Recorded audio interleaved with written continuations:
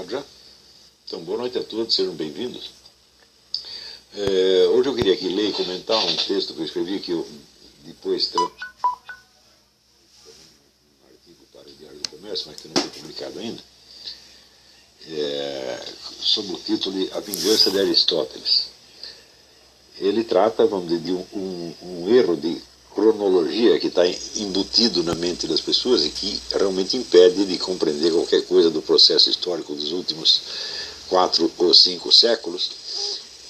Isso tem efeitos muito profundos no julgamento que as pessoas fazem de questões da atualidade. Quer dizer, se você tem a perspectiva histórica totalmente falseada, o juízo que você faz do que está acontecendo agora também sai falseado, quer você perceba ou não. Então eu vou ler aqui e comentar. Se você frequentou algumas dessas curiosas instituições que no Brasil se chamam escolas, com certeza aprendeu que na Renascença o pensamento moderno dissipou as trevas medievais, colocando a ciência no lugar de uma névoa de superstições e crendices, como a magia, a alquimia e a astrologia. Se chegou à universidade, então, adquiriu a certeza absoluta de que foi isso que aconteceu. Pois é, aprendeu tudo errado. O assalto moderno ao pensamento escolástico, predominante na Idade Média, começou justamente trazendo de volta as práticas mágicas que a escolástica havia expulsado dos domínios da alta cultura. Os pioneiros da modernidade, eu vou ler tudo e depois eu volto e comento. Os pioneiros da modernidade, Tommaso Campanella, Giordano Bruno, Pietro Pomponazzi, Lucilio Vanini, entre outros, não só eram crentes devotos das artes mágicas, mas sua revolta contra a escolástica baseou-se essencialmente no desejo de colocá-las de novo no centro e no topo da concepção do mundo. O advento da física matematizante e mecanicista de Descartes e Mersenne, em seguida, voltou-se muito menos contra a escolástica do que contra essa primeira leva de pensadores modernos, e nesse empreendimento serviu-se amplamente de argumentos aprendidos da escolástica. A única diferença substantiva entre o mecanicismo de Descartes e Newton e a escolástica é que esta última, seguindo Aristóteles, não apostava muito no método matemático, cujo repentino sucesso a pegou desprevenida e desarmada. A física aristotélica escolástica era baseada nas qualidades sensíveis dos corpos, dos quais ela obtinha por abstração os seus conceitos gerais. A ciência moderna desinteressou-se da natureza dos corpos e concentrou-se no estudo das suas propriedades mensuráveis. Daí resultou a concepção mecanicista, na qual todos os processos naturais se reduziam, em última análise, a movimentos locais e obedeciam a proporções matemáticas universalmente válidas. No mais, o mecanicismo cartesiano concordava em praticamente tudo com a escolástica, especialmente no tocante às provas da existência de Deus e da alma, bem como à liberdade humana. Hoje sabe-se que Descartes e seu amigo Marin Mersenne não estavam interessados em destruir a escolástica, mas em salvá-la da contaminação mágico-naturalista, para a qual a antiga física das qualidades deixava o flanco aberto. Bom, eu vou parar aqui e vou dar alguma explicação. O que é esta física das qualidades? Se vocês lerem a física de Aristóteles, vocês verão que Aristóteles não acreditava na possibilidade de uma ciência exata da natureza. Ele disse que a exatidão só existe nas matemáticas e em metafísica. Na natureza tudo é incerto, nada corresponde milimetricamente a nada, porque a natureza é, tal como eles o entendiam, é o mundo das transformações, é o mundo onde tudo está permanentemente em fluxo e nada é o que é. Então, só o que resta fazer é observar os fatos da natureza e obter por abstração os seus conceitos gerais. Por exemplo, os conceitos das espécies. Tá certo? E uma vez obtidos esses conceitos, então você pode combiná-los de várias maneiras e você tirar algumas conclusões gerais que se apliquem à totalidade da natureza, mas que nunca terão, vamos dizer, a qualidade de conclusões estáveis, exatas e definitivas. Será tudo sempre mais ou menos conjetural. Né? Por exemplo, na conduta de uma espécie animal, e Aristóteles descreveu, eu acho que, se bem me lembro, mais de 200 espécies animais. Né? Então, o livro dele, os livros dele sobre ciência natural raramente são lidos, mas talvez seja a parte mais importante da obra de Aristóteles. E, evidentemente, a conduta das espécies animais, por exemplo, ele escrevia em linhas gerais, mas não quer dizer que não possa haver uma exceção, não possa haver alguma surpresa, tá certo? E acontece, vamos dizer, que tudo isso era obtido, vamos dizer, pela observação a olho nu, tá certo? É como se procede até hoje no estudo de uma espécie nova que você tenha tomado conhecimento dela, você vai observar a conduta dela exteriormente e sem nenhuma ilusão de você poder chegar a algum conceito matematizável da coisa, né? Acontece que, na medida em que esta física era toda baseada na abstração por qualidades sensíveis, então nada, absolutamente nada, impedia que você falasse de propriedades que são invisíveis ou sutis, tá certo? Quer dizer, quando havia processos que você não conseguia explicar, vamos dizer, pelas qualidades visíveis, você apelava a forças sutis da natureza, tá certo? E foi daí que foi se desenvolvendo toda uma tradição de alquimia, astrologia, magia, etc, etc. Todos os fatos relatados nestas ciências, ou como queiram chamá-las, eram tidos como fato da natureza, tá certo? O próprio Santo Tomás de Aquino escreve o livro, né, sobre as forças sutis da natureza, tratado sobre as forças sutis da natureza, de modo que, por exemplo, esse fenômeno como das simpatias, né, que mais tarde, hoje, nós chamaremos de ressonância mórfica. O que eles chamavam de simpatia 10 séculos atrás é a ressonância mórfica, quer dizer que são elos que existem na natureza e aos quais não corresponde nenhuma conexão causal identificável. É um negócio do Rupert Sheldrake, né? Então, você tem aqui um ratinho no laboratório, está no labirinto, a hora que o ratinho descobre aqui a saída do labirinto, outro ratinho a 10 mil quilômetros de distância descobre também a saída do labirinto na mesma hora. Existem milhares de elos desse tipo, onde não há conexão causal. Então, esse tipo de fenômeno foi o que o Jung chamava sincronismo. Mas sincronismo não é uma teoria, é apenas o nome do fenômeno. Sincronismo quer dizer que duas coisas acontecem ao mesmo tempo. E dizer que duas coisas acontecem ao mesmo tempo não é explicá-las de maneira alguma, né? Então, a ressonância mórfica já é uma teoria um pouco mais elaborada do que a sincronicidade. Mas todas essas relações tidas como mágicas, que hoje chamaríamos de ressonância mórfica, eram tidas como fatos dados da natureza, certo? Então, é claro que havia aí a porta aberta para uma inundação de loucura e charlatanismo. Você não tem limite ao que você pode especular nessas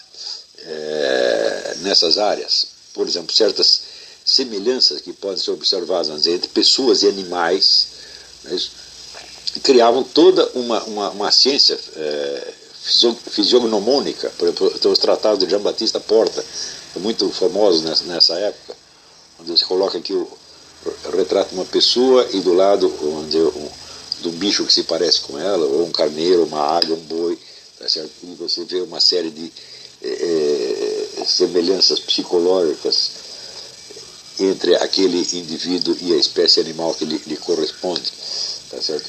Quer dizer, tudo isso aí são estudos que depois foram abandonados, e até hoje nós não sabemos exatamente o coeficiente de certeza ou de incerteza dessas coisas todas. Mas é claro que está aí também o raciocínio por analogia, quer dizer, por semelhança externa das formas, tinha uma importância muito grande, e todos os fenômenos da natureza representavam analogicamente algo do mundo espiritual.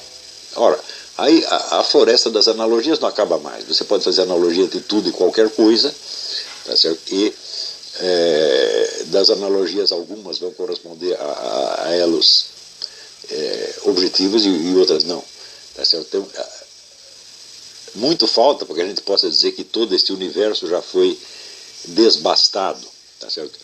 No livro do Michel Foucault, As Palavras e as Coisas, existe um belo capítulo sobre o mundo das semelhanças, né? O Michel Foucault não é grande coisa, mas pelo menos nesse livro ele acertou muito com o seu estudo das semelhanças. Ele diz aqui, então, esta sociedade da cultura medieval vivia no universo das semelhanças, tá certo? Então, pela sua própria natureza, esses estudos analógicos, eles podem se prolongar indefinidamente, sem que você jamais chegue à certeza de coisa nenhuma. Então você tem sugestões maravilhosas ali junto com fantasias absolutamente despropositadas. Os escolásticos, então, como eles aprimoraram muito a ciência da lógica, eles foram mais ou menos desbastando esse universo das analogias, mas não o recusavam de maneira alguma, mesmo porque sem analogia não é possível você fazer a interpretação bíblica, né? Então, aqueles vários níveis de significado do texto bíblico que o Dante tão magistralmente descreve, eram a base de uma boa parte do ensino na época. Então, os escolásticos aceitavam a existência desses fenômenos, tá certo? Mas, quando daí se começavam a tirar consequências de tipo divinatório, isto é, por exemplo, você discernir o destino de uma pessoa pela direção do voo de um pássaro, tá certo? Ou pelo exame das entranhas de um animal, ou pelas folhas de chá, ou pela posição dos astros, eles já rejeitavam esta parte, porque aí a coisa entrava realmente no terreno das práticas mágicas pagãs que eles rejeitavam. Então, isso aí é comum em todos os escolásticos, aliás, não só os escolásticos, nós temos a patrística também, o próprio Santo Agostinho, ele aceita, por exemplo, a existência de alguma correlação entre os fenômenos terrestres, fenômenos da vida humana e a posição dos astros no céu, mas ele não aceita a astrologia como prática divinatória. Então, isso aí é a atitude mais ou menos de todos eles. Na Suma contra os Gentios, o raciocínio de Santo Tomás de Aquino é muito simples. Ele diz: Deus move os corpos inferiores pelos corpos superiores. Então, é impossível que não haja alguma relação entre, por exemplo, a anatomofisiologia humana e a posição dos astros no céu. Tá certo? Porém, existe o outro fator, que é a liberdade humana e também a operação da inteligência humana, que é sustentada pelo Espírito Santo, e nem a inteligência e nem a vontade são determinadas nem pelos astros nem por qualquer outro fator natural. Tá certo? Porém, existe a conformação dos corpos.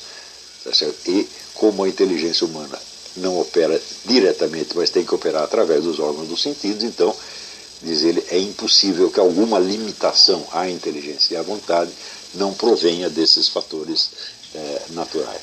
Então, os escolásticos têm muito essa preocupação, vamos dizer, de, por um lado, conservar a ideia das analogias e, portanto, a ideia do simbolismo natural, mas isolá-las das suas aplicações divinatórias, rituais, mágico-ocultistas, etc, etc.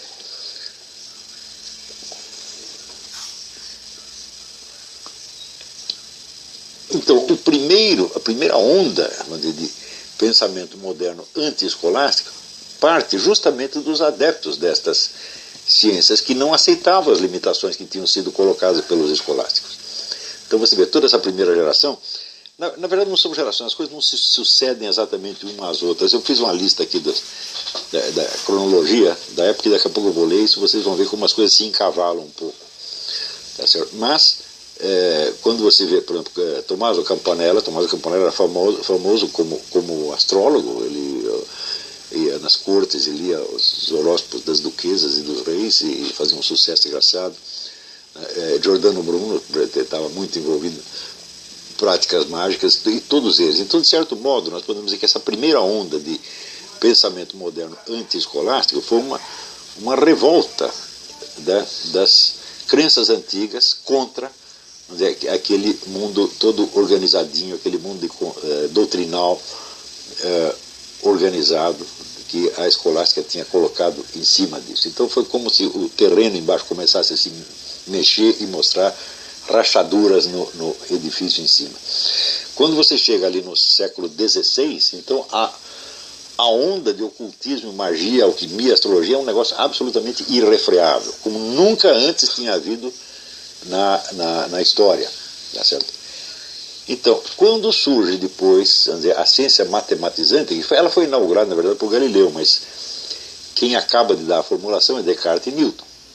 Quando aparece Descartes e Newton, a ideia principal deles não era voltar-se contra a escolástica. A escolástica já estava abalada por esta onda de ocultismo, mas foi voltar justamente contra o ocultismo. Tá certo?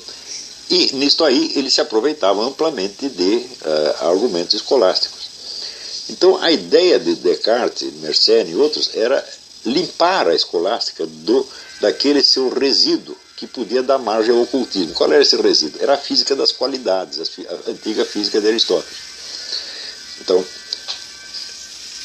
você vê aqui todo este universo, vamos dizer, das ciências mágicas se socorria amplamente da física de Aristóteles. Tá certo?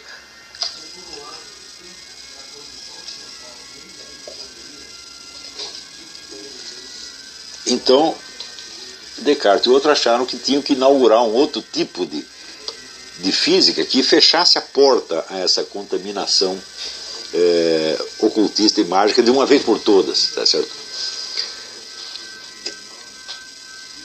Então,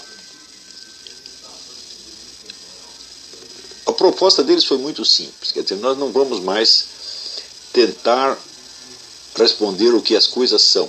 Nós, quando olhamos as espécies animais, nós não vamos tentar obter o seu conceito, nós vamos fazer, com todos os fenômenos da natureza, nós vamos observar apenas seus aspectos mensuráveis e matematizáveis. Ou seja, a noção do quid, do o que, do conceito foi completamente abandonada. Tá certo? Com isto obtinha-se a visão da natureza como um conjunto de fenômenos articulados matematicamente e totalmente independente da subjetividade humana. Que são leis matemáticas que funcionam independentemente da nossa vontade e que determinam o curso dos acontecimentos. Então isso quer dizer que toda aquela zona indecisa entre o que era a natureza e o que era o psiquismo humano, tá certo? E esta indecisão era praticamente, esta mistura era praticamente inevitável na física antiga medieval. Tudo isso é repentinamente eliminado e só o que se aceita como realidade objetiva é aquilo que foi medido. Bom, isso aí, é claro, cria um problema que aparecerá e se tornará consciente muito mais tarde. Não existe coisa mais subjetiva do que a medida, porque a medida é você medir uma coisa por outra, tá certo? E é você que escolhe essa outra, tá certo? Então, a medida também, vamos dizer, ela faz parte da razão humana e não, vamos dizer, da natureza em si mesma, tá certo? É o ser humano que mede, né? Então, todo esse sistema de medidas então, é projetado pelo ser humano na natureza e, em seguida, essa natureza mensurável, que foi toda criada e calculada pelo ser humano, ela passa a ser a realidade objetiva. Então, o que havia de mais subjetivo se torna o objetivo. Isto é o que o Wolfgang Schmidt chamou o fenômeno da bifurcação, e que ele estuda no livro O Enigma Quântico. Mas este problema da bifurcação só vai se tornar consciente muito mais tarde. Naquele primeiro momento, o universo matematizável pareceu realmente ter uma existência por si mesmo, tá certo? E ele ser o mundo exterior. O mundo exterior é um mundo de entes matemáticos, tá certo? Dentro do qual nós vivemos. E o mundo da psique humana é uma coisa totalmente diferente, é uma substância de ordem diferente, como diz Descartes, quer dizer, existe a coexistência e a coisa pensante. Não há medida comum entre um e o outro. Né? Você vê como entre uma coisa ocupar lugar no espaço e ser mensurável, e uma coisa pensar, você vê que não é uma distinção feita, vamos dizer, por um mesmo critério. Você tem não só duas espécies de coisas, mas essas duas espécies são definidas por critério que uma não tem nada a ver com a outra. Porque o pensar não é o contrário do ter extensão. Ele é simplesmente outra coisa. Não é isso? Inclusive, é altamente duvidoso que os fenômenos psíquicos também não possam ser mensuráveis. Eles também podem, de algum modo, e o desenvolvimento da ciência mostrou isso. Portanto, a distinção entre a mente e a matéria extensa foi apenas, vamos dizer, um recurso provisório que foi usado, mas que no momento pareceu convincente. Então, vamos dizer, com essa ideia de um mundo totalmente objetivo, regrado por leis matemáticas, então todo o universo, vamos dizer, das simpatias, das analogias, da magia, tudo isso desaparecia do dia para a noite, né? E dava, vamos dizer, aos intelectuais, aos filósofos, uma segurança muito maior de estar lidando com a realidade e ter se livrado, enfim, do universo de fantasias e fumaças mentais. Que isso era apenas uma ilusão também acabou sendo demonstrado com o tempo, tá certo? Porém, aconteceu secundariamente que no instante em que fizeram isso, eles completaram um trabalho que a escolástica estava fazendo. Na medida que a escolástica tentava eliminar esse lado mágico ocultista, ela foi reduzindo o simbolismo da natureza a puras figuras de linguagem, tá certo? Então a natureza deixa de ser um discurso divino, não há mais meios de interpretá-la, tá certo? Então, por exemplo, as figuras de linguagem usadas na Bíblia passam a ser exclusivamente figuras de linguagem, não simbolismo objetivo. Então isso quer dizer que há um processo em duas etapas de eliminação do simbolismo da natureza. A primeira etapa vem com a escolástica, mas a escolástica ainda estava contaminada com isso por causa da física das qualidades. E em segundo, vem, vamos dizer, a física matematizante de Descartes, Newton, etc., que daí acaba com o simbolismo e nada mais significa nada. Isso quer dizer que os objetos da natureza, não apenas eles perdem significado, mas já não interessa saber o que eles são. Interessa saber apenas quanto medem e como se comportam. Tá certo? Não deixou de haver quem na época percebesse que aí havia um problema, porque Leibniz, por exemplo, objetava que simplesmente não é possível você definir uma única substância a partir apenas das suas propriedades matematizáveis. Quer dizer, além de medir tanto, a coisa tem de ser alguma coisa. Tá certo? Então, Leibniz foi contra a eliminação completa da física aristotélica por causa disso. Ele disse, bom, nós vamos viver aqui num mundo onde as coisas têm medida, mas não sabemos o que elas são. E, evidentemente, elas têm que ser alguma coisa para poder ser medidas, né? Então, essa objeção, evidentemente, na época entrou por aqui e saiu por aqui. Estava todo mundo tão entusiasmado com o óbvio sucesso da nova física matematizante, que permitia fazer previsões muito exatas de coisas que iam acontecer, né?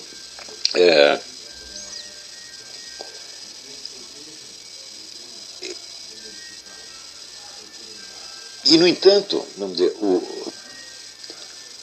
o desenvolvimento posterior das coisas trouxe muitas surpresas. Eu vou continuar lendo aqui.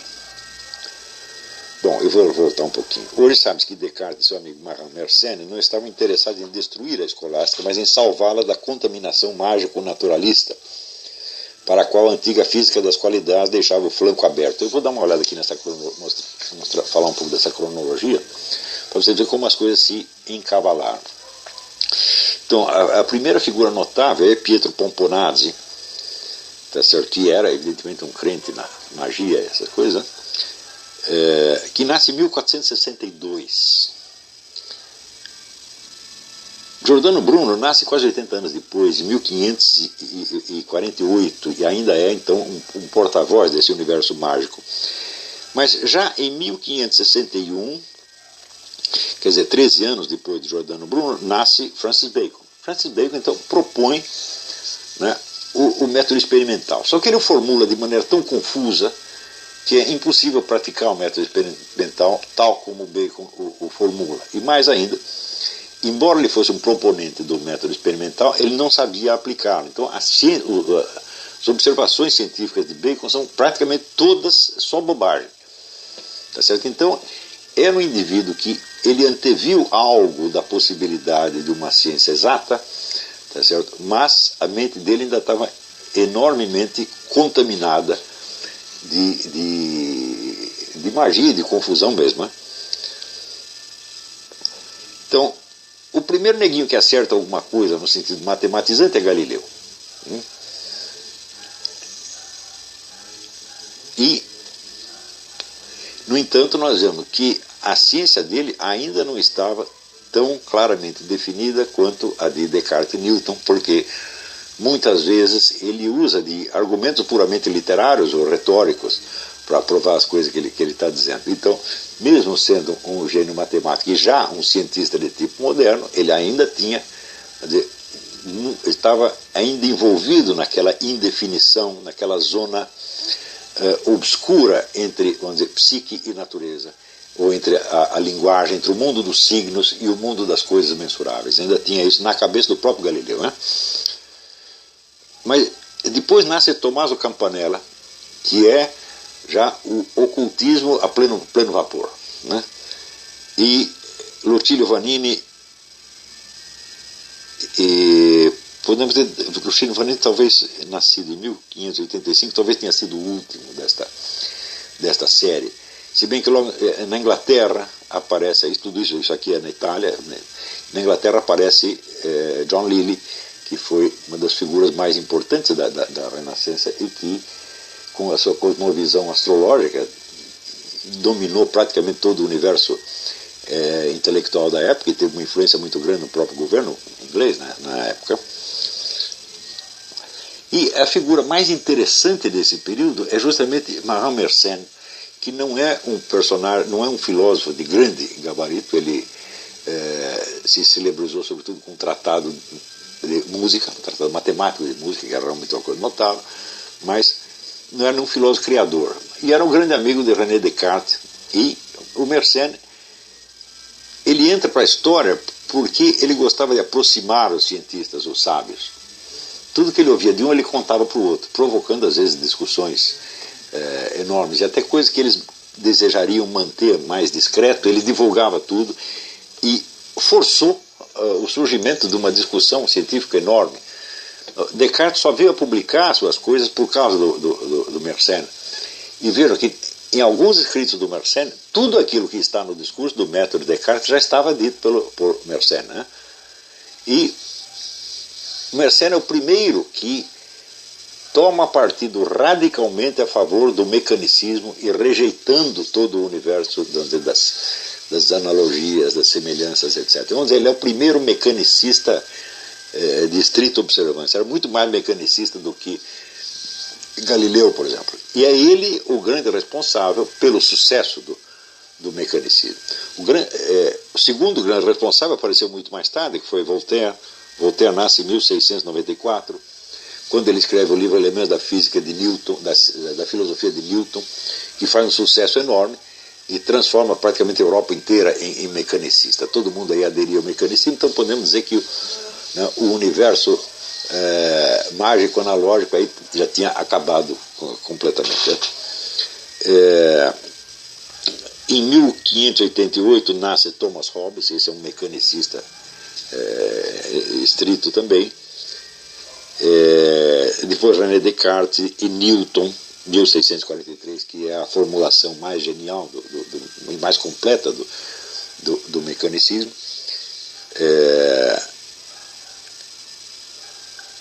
Depois, Newton nasce em 1643 e 3 anos depois nasce Leibniz. Leibniz é também um mecanicista até certo ponto, mas ele acha que o antigo mundo da semelhança, a física das qualidades, não pode ser totalmente jogada fora, senão o mecanicismo se tornará uma coisa vazia. Você vai viver num universo de aparências matemáticas, onde você não sabe o que as coisas são. Tá certo? É um universo sem coisas, é um universo constituído apenas de propriedades matemáticas. Isso de fato aconteceu. Porém, a esta altura, quando você chega ali no século XVIII, praticamente o mecanicismo é a única tradição filosófica vivente, e os próprios escolásticos, sobretudo o pessoal do que era realmente do clero, eles começam a ensinar a escolástica já numa versão nova, marcada pelo mecanicismo cartesiano.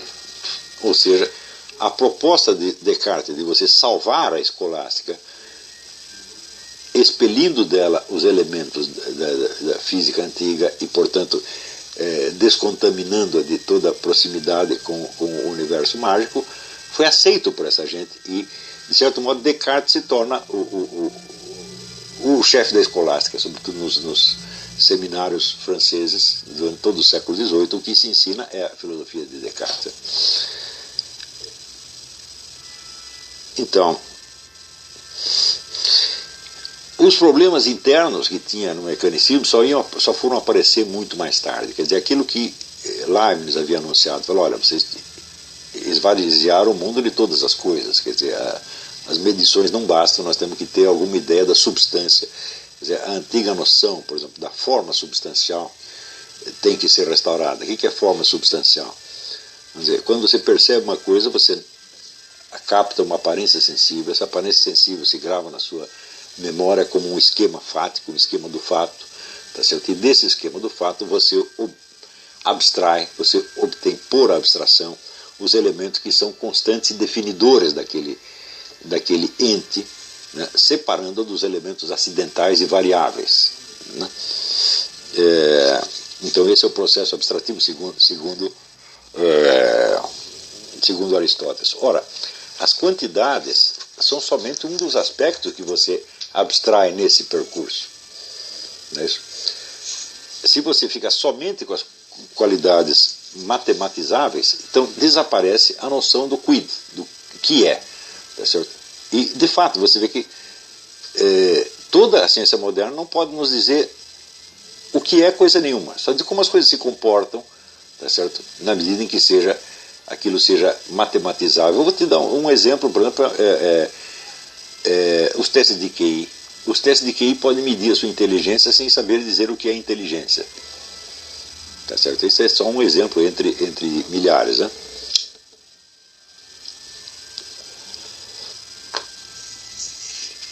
Então, continuar lendo aqui.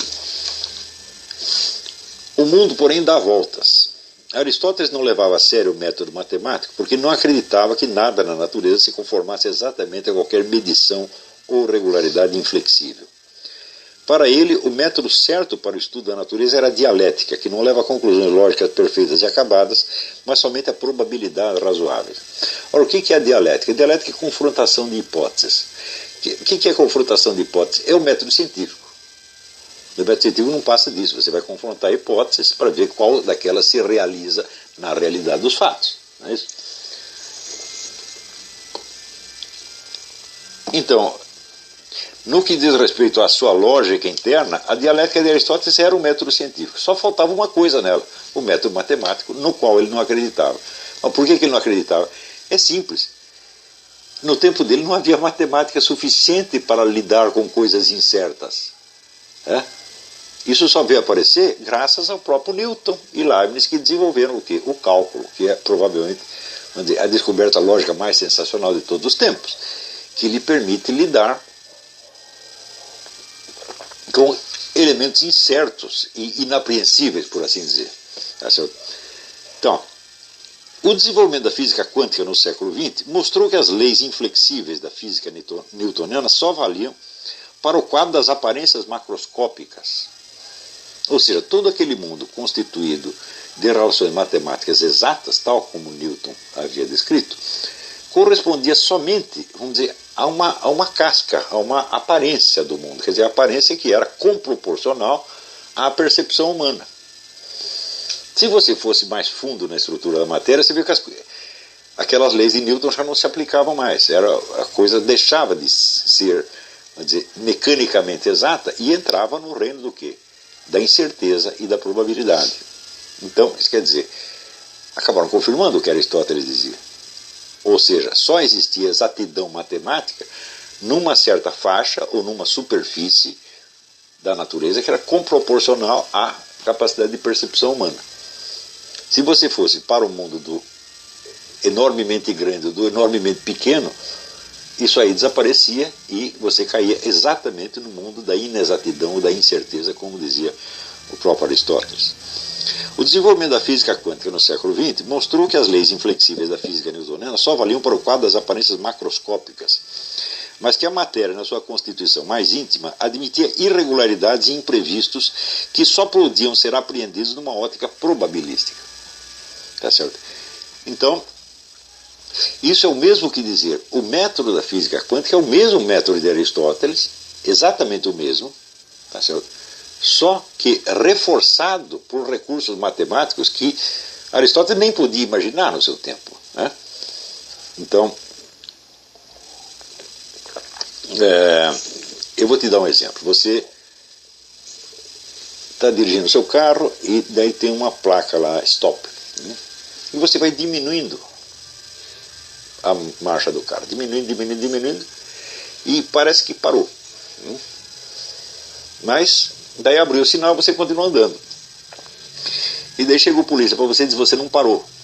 E você diz: eu parei. Ele diz: não, você apenas diminuiu a sua velocidade, mas você não parou completamente, né? Você estava andando ali assim, 1 milímetro por hora, né? No tempo de Aristóteles não havia meio de calcular isso, mas a invenção do cálculo por Newton Leibniz permitiu chegar a esses requintes, tá certo? Então, todo o método da física quântica é o método dialético de Aristóteles, fortalecido por instrumentos matemáticos que o coitado Aristóteles nem poderia de longe ter imaginado. Então, é o método de Aristóteles e não o de Bacon, Galileu e Descartes, né? Embora, é claro que sem a descrição do universo macroscópico feita matematicamente por Galileu, Newton e pelo próprio Descartes, a descoberta dessa outra faixa mais profunda, onde reina a incerteza e o probabilismo, seria impossível. Tá certo? Então, primeiro foi preciso criar, vamos dizer, a descrição macroscópica do mundo, que é matematicamente exata, para depois se descobrir embaixo dela uma outra faixa mais profunda, onde as coisas não se passam dessa maneira. De modo que a física de Newton ela nunca foi superada. Ela continua vigorando. Quer dizer, o universo das aparências macroscópicas continua funcionando como Newton diz que funcionava. Só que ele não é a realidade da matéria. Ele é apenas um sistema de proporções entre a percepção humana e o universo exterior. Tá certo? Quando você entra naquelas faixas que a percepção humana não capta, mas que estão lá, então vigora o probabilismo. Então, da física newtoniana surge, dizer, como último rebento da física newtoniana, surge a teoria da relatividade de Einstein. E nós sabemos que até hoje o pessoal não conseguiu articular direito o relativismo de Einstein com a física quântica. Quer dizer, Einstein odiava a física quântica. Foi aquela famosa frase dele: Deus não joga dados com o universo. Parece que joga assim, né? Então ele quer dizer que tudo deveria obedecer às leis matemáticas inflexíveis e eternas. E infelizmente os experimentos da física quântica repetidos milhões de vezes provaram que a coisa não é assim, e que não somente existe essa variabilidade e imprevisibilidade, mas existe a interferência do observador, quer dizer, certos fenômenos que só se verificam quando tem alguém olhando. Isso aí foi comprovado milhões de vezes também pela física quântica. Então, até hoje nós vivemos no mundo da dupla realidade. Existe a realidade macroscópica, que funciona mais ou menos como Newton disse, com os acréscimos e aperfeiçoamentos que lhe foram dados por Einstein, e existe o outro mundo da física quântica, onde tudo funciona de uma outra maneira. O grande sonho dos físicos é chegar à teoria unificada, quer dizer, articular uma coisa com outra. Eu não sei como eles poderiam fazer isso e eles também não sabem. Então, este é o ponto em que nós estamos hoje. Nós estamos no mundo da dupla verdade. Você tem uma verdade macroscópica, outra microscópica, e ninguém sabe como uma se articula com a outra. Então, Aristóteles, portanto, não estava realmente errado. Apenas ele não tinha os instrumentos matemáticos para expressar numa linguagem quantitativa a sua noção de universo probabilístico. Esses instrumentos, por ironia, vieram a ser criados justamente pela ciência moderna, que desbancou temporariamente a física aristotélica. Quer dizer, quem acabou com a física das qualidades foi Descartes e Newton. E quem inventou o cálculo foi Newton, junto mais ou menos contemporaneamente a Leibniz, né? Então, na mesma hora em que Newton estava desbancando essa física medieval, ele estava criando um instrumento matemático que iria mais tarde restaurá-la.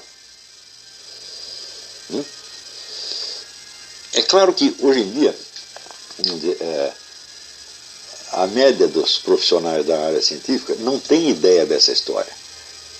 Então, se você chegar para um professor da USP, por exemplo, e disser, olha, a física que você está praticando, ela não é newtoniana, ela é aristotélica, ele não vai saber, ele vai achar que você está completamente louco. Tá certo? Porque, vamos dizer, não faz parte da formação científica o sujeito conhecer a história do desenvolvimento da ciência que ele está praticando. Então, frequentemente, esses camaradas, eles serram o galho onde estão sentados, porque eles não sabem de onde as coisas saíram. Claro que pode haver uma outra faculdade onde isso seja realmente ensinado com a atenção que merece. Mas o fato é que para o indivíduo praticar uma ciência de maneira profissionalmente idônea, ele não precisa saber a história daquela ciência. Porque a história será composta de vários erros que foram abandonados, e isso aí já não interessa mais. Então ele vai pegar a ciência no seu estado atual e pronto. Quer dizer, não vai saber situar aquilo historicamente.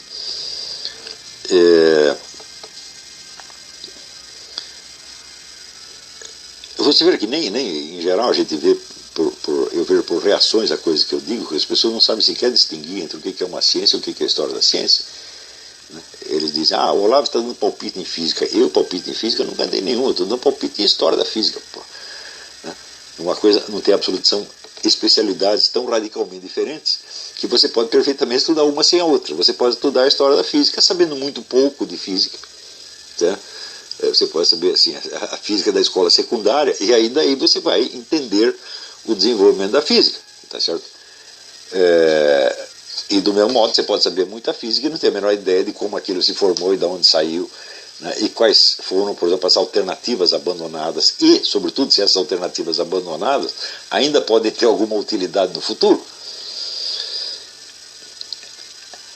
Sem a arte do cálculo, descoberta por Newton e Leibniz, a física quântica seria impossível. Mas desde o advento desta última, o abismo que separava o probabilismo aristotélico da física matematizante foi transposto.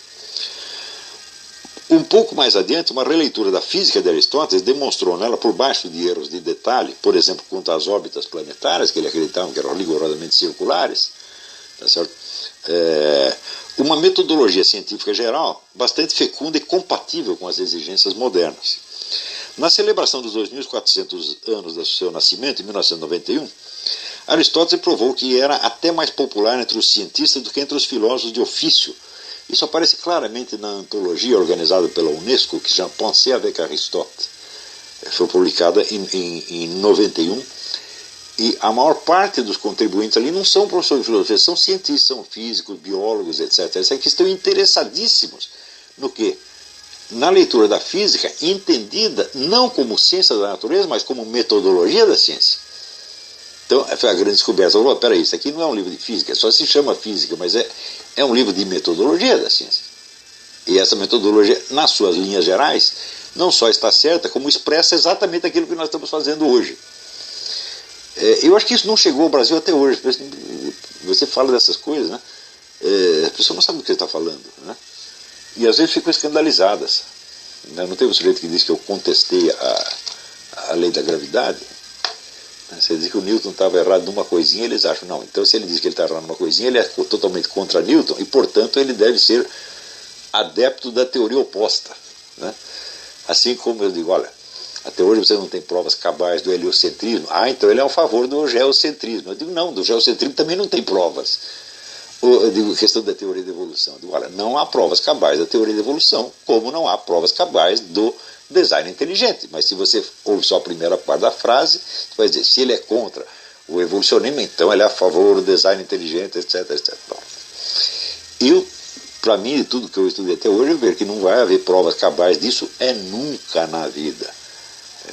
Quer dizer, o número de fatos que seria preciso levar em conta para você provar ou a evolução ou o design inteligente, ou qualquer articulação entre as duas, é praticamente ilimitado. Para você quer provar o design inteligente, olha, para cada sinal de um design inteligente que você encontrar na natureza, você vai encontrar algum sinal de irregularidade e absurdidade junto. Você vai encontrar um paradoxo, sempre. Isso nunca vai acabar. Então, eu acho que, por definição, toda teoria abrangente que diga respeito à totalidade da realidade, né,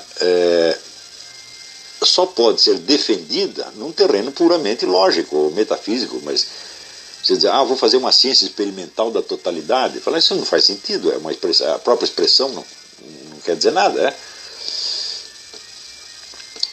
Então, vamos lá. E no livro O Enigma Quântico, o físico Wolfgang Schmidt demonstrou que todas as chaves conceptuais para uma fundamentação filosófica da física quântica já estavam dadas com séculos de antecedência na escolástica de Santo Tomás de Aquino. Era a vingança completa.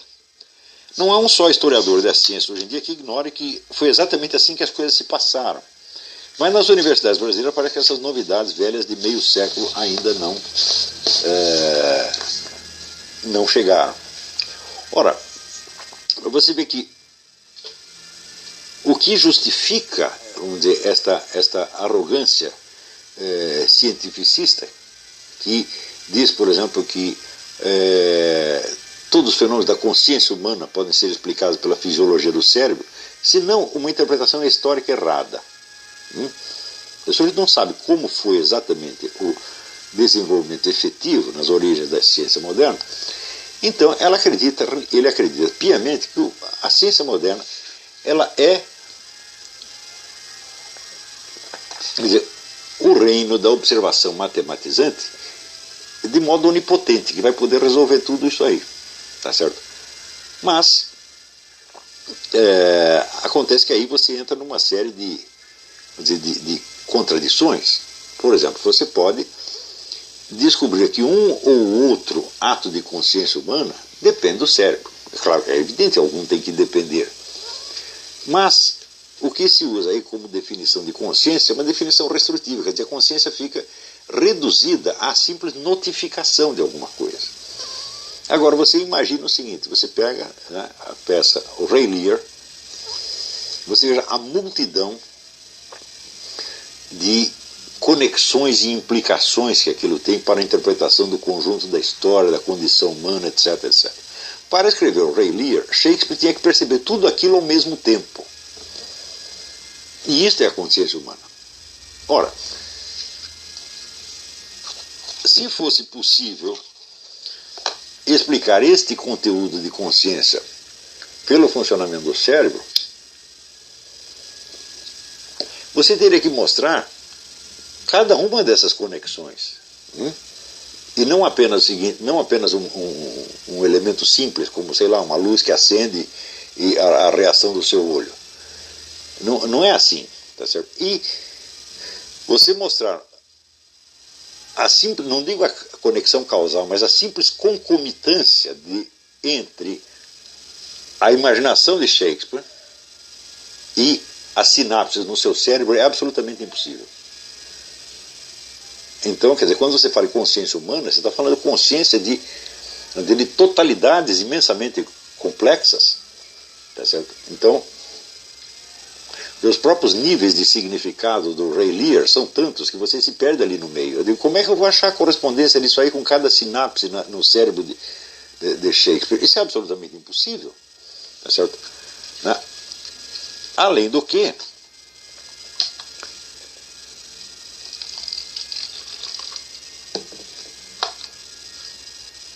toda e qualquer tentativa de reduzir a consciência a reações que se operam dentro do cérebro apaga uma noção mais simples, uma noção de veracidade. Quando eu digo, por exemplo, que 2 mais 2 é 4, isso depende do meu cérebro? Não, 2 mais 2 são 4 mesmo que não existisse cérebro humano algum, tá certo? Se isso fosse apenas uma reação cerebral, então todo o reino da matemática elementar estaria dependendo do cérebro humano. E, portanto, não teria validade universal. Seria apenas, vamos dizer, um retorno ao bom e velho psicologismo que Edmundo Husserl já destruiu de uma vez por todas nas investigações lógicas. Tá certo? Mas por que as pessoas chegam a defender essas posições que são absolutamente indefensáveis? Porque elas têm uma visão histórica errada da ciência que elas estão praticando. Quer dizer que a visão deformada do passado conduz o indivíduo a defender coisas indefensáveis no presente. Então, aí de novo, em qualquer disciplina que você esteja estudando, seja a biologia, seja física ou seja linguística, é só o conhecimento da história dela que vai dizer exatamente onde você está e o que você está fazendo na realidade. Tá certo?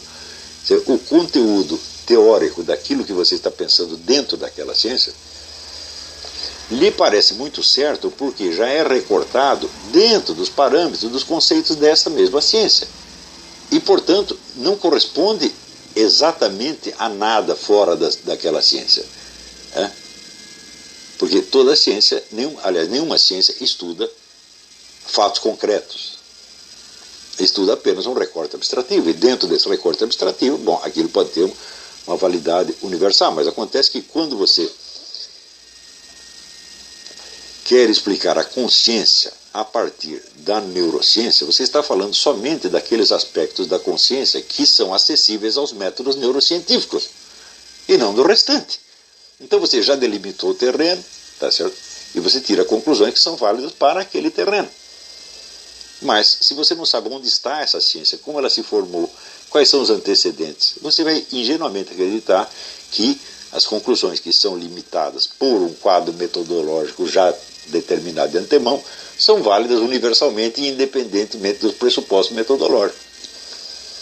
E daí você vai esquecer, vamos dizer, um dos fenômenos mais frequentes na história das ciências, que é o seguinte: você, para dar um passo no avanço de uma ciência, você aceita determinados pressupostos metodológicos, você cria um quadro metodológico. Em seguida, o próprio desenvolvimento dessa ciência, a acumulação de conhecimento da ciência, encobre esse quadro metodológico e você acaba tirando conclusões que vão infinitamente além dele.